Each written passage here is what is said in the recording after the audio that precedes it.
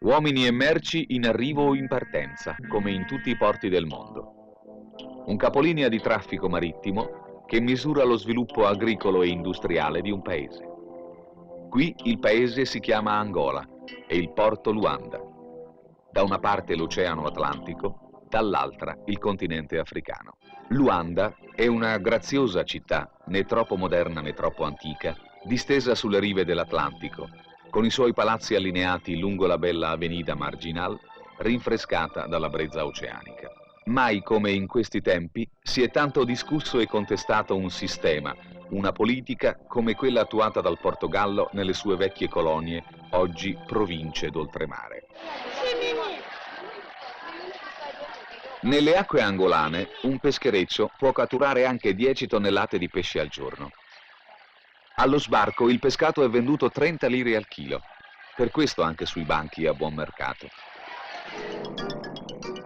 Luanda non conosce ancora i problemi di traffico delle nostre metropoli. In quanto ai pedoni dobbiamo convenire che tutto il mondo è paese. Torniamo al porto. Con la sua area di 12 km quadrati smista ogni anno oltre 2 milioni di tonnellate di merci. Provenienza o destinazione? Non soltanto l'Angola, ma anche paesi dell'interno, come il Congo, lo Zambia, la Rhodesia.